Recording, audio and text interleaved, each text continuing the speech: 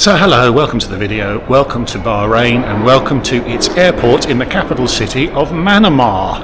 I just flew in from Manila and I'm connecting onwards to Jeddah in Saudi Arabia, and I might have smushed those flights into one video, but I've already done two intra-Arabian flights on this trip and they were quite good, so I thought I'd give Gulf Air, who I'm flying with today, the breathing space to show what they can do in a comparable sort of flight length, and then perhaps at the end I'll be able to compare all three of those experiences. So if you'd like to see what the experience is like, stick around. Hi, I'm Matt and this is Matt's Planet. I aim to entertain, educate and inspire with my travel adventures from planning to execution. I'll show you how you can travel in style for a lot less than you'd think. So subscribe so you can come with me. I'll pick up my Gulf Air experience as I disembark another flight with them from Manila, an experience I recounted in this video. As I head towards connections, let me briefly tell the story of Gulf Air, as they have an interesting history. They trace their roots back to 1950 and were a real aviation pioneer in the region. In 1973 it became a joint venture of the governments of Bahrain, Qatar, Oman and Abu Dhabi in the UAE, and for many years was a major carrier in the Middle East, competing with Emirates from its creation in 1985. Then in the 2000s, Qatar, Abu Dhabi and then Oman withdrew from the joint venture as those governments launched their own airlines, some of which have gone on to do quite well. I can't imagine this chopping and changing of ownership gave Gulf Air much stability to allow it to build for the future, and it is perhaps why it isn't considered to be up there with the Middle Eastern three of Emirates, Etihad and Qatar.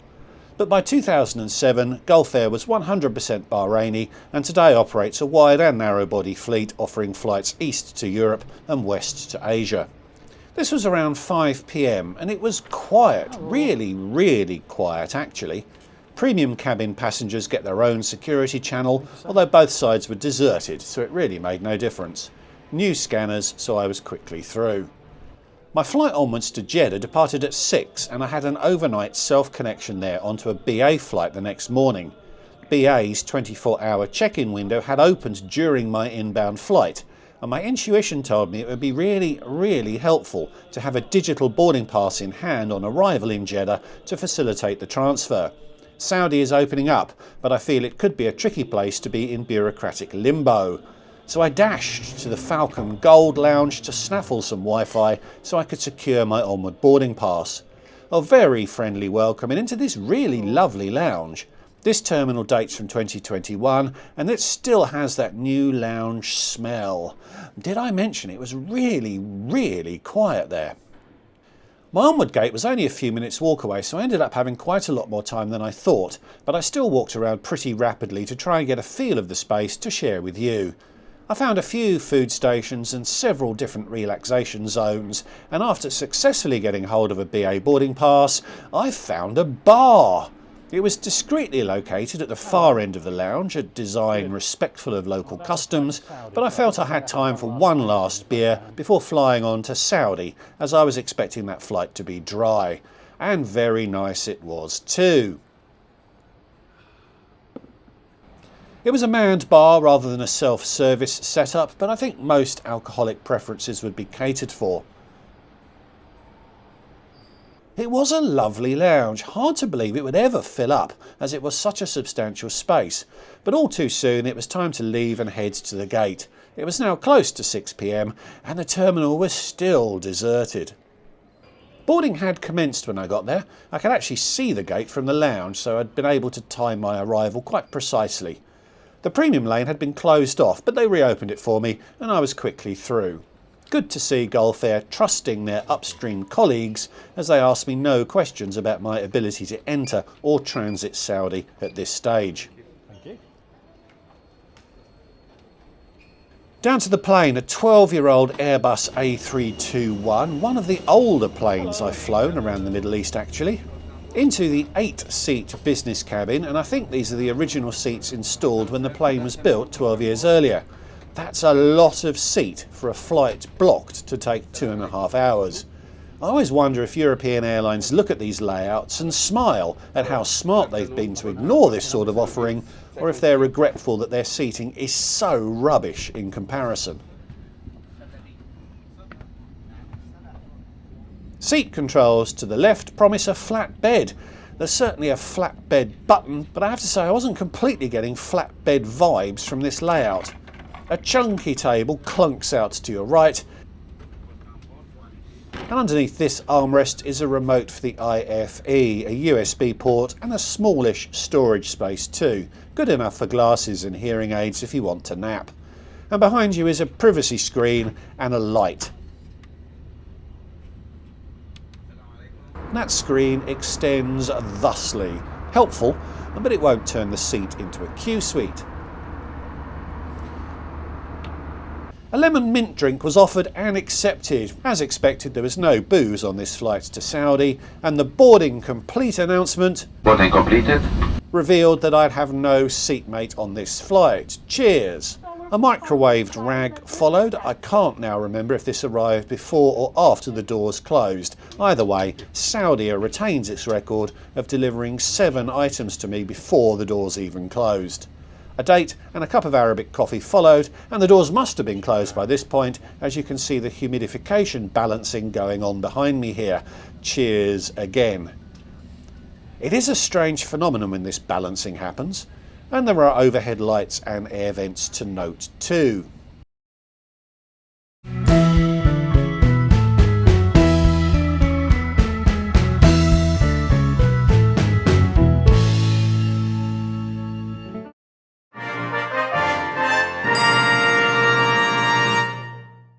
We pushed back bang on time, and as we taxied to the runway, the crew asked the passenger across from me to raise his blinds, a couple of times actually, and each time he refused. And unfortunately the crew didn't have the confidence, or perhaps the authority, to insist. Quite a few marks lost here, as it's my safety at stake as well as his, although US airlines don't require window shades to be open for takeoff, so perhaps it's not that big a deal. But the passenger really should have obeyed the crew's instructions, and the crew really should have escalated it when he didn't.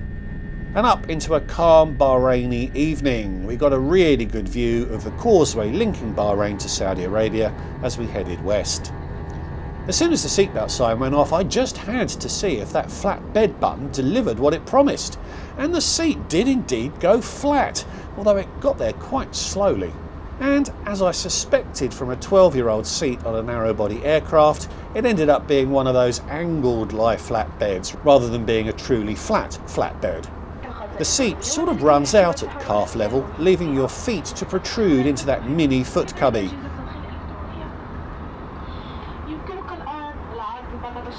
I was able to lie flat, and there was a modicum of privacy when reclined, but you have that sense that you're going to slide down the seat, so it probably wouldn't make for a great sleep. But as this is an A321, it's never going to be flying long-haul routes. A quick perusal of flight radar showed that this specific plane does the occasional 4-hour flight, so bearing that in mind, this really is a lot of seat for such short flights. Next, I tried to check out the IFE, which wasn't working. No explanation was given as to why. The tray table is substantial and sturdy and offers some positioning options. I don't think many would be able to exit the seat with the table deployed, although I suspect this design feature had that goal in mind. No menus were offered, and dinner was a choice of chicken or vegetarian wraps. Quite tasty, but I have to say I was very disappointed with this offering.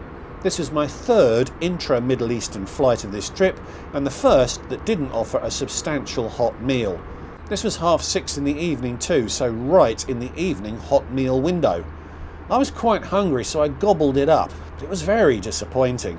The rest of the flight passed uneventfully. The crew were friendly and efficient, but just as I had experienced on my Gulf Air flight into Bahrain, they took every opportunity to go and hide in the galley. And after a whisker over 2 hours in the air, we landed into Jeddah. Most cities look attractive after dark, and Jeddah is no exception. So Gulf Air. I really wanted to like them, and they were good, but having recently experienced Saudia, Qatar and Oman Air's regional offerings, Gulf Air lags a long way behind. They score well on the seat. It's a lot of seat. And the lounge experience in Bahrain was nothing short of excellent, but the rest of the experience just left me flat. The food, the crew, the lack of in-flight entertainment, it was all a bit disappointing, and the lack of discipline when it came to the window shades was a more serious concern. I lingered on Gulf Air's history earlier in the video, as the airline has had to shift its strategy as each of its joint venture partners left, and I'd love to be able to excuse Gulf Air's current shortcomings as arising from the disruptions that those ownership changes caused. But the Omani government pulled out in 2007, which is 18 years ago, which is plenty of time for an airline to have sorted itself out to focus on just being Bahrain's flag carrier. So sadly, I have to conclude that Gulf Air hasn't quite got things right. They're by no means a bad airline, and they are far better than any low-cost carrier anywhere in the world, and they're better than a lot of full-service airlines around the world. But they're a long way behind their regional competitors, which really needs to be the benchmark they're held against. I'd fly them again, mostly because they can offer great value. My flights from Manila to Jeddah cost just £820, so this leg cost perhaps 120 quid based on the miles flown, which is excellent value for a 2-hour business class flight. But I'm not going to go out of my way to choose them if there are alternatives on a route I'm looking at. The transit experience in Jeddah was, well, it was interesting. I didn't film it, as Saudi feels like a place where they don't like things being filmed, but perhaps I should have, as the process was very, very light touch. After the phenomenally long walk from the gate to the transfer point, I was very pleased to have secured an electronic boarding pass for my onward flights to London, as none of the transit desks were manned, not one of them. There was the most cursory glance at my boarding pass. I could have shown him a boarding pass from last year's trip to Madrid, and I'd be confident the chap would have let me through. A security point followed, where the bloke barely looked up from his phone as my bag went through, then a completely unmanned security gate where the employee in front of me showed how to bypass the check by walking through the open unsecured gate to the left.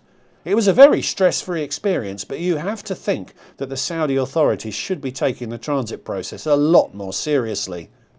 I had a night at the Aerotel Hotel airside here, which was also a bit strange, but I'll save that for the next video. So thanks for watching this one. I hope you enjoyed it. Please give the video a like if you did, and subscribe if you're new. Have you flown Gulf Air? And if you'd like to support what I'm doing more directly, there is a Patreon account. The link is in the description below. So thanks again, and I'll see you all in the next one. Goodbye.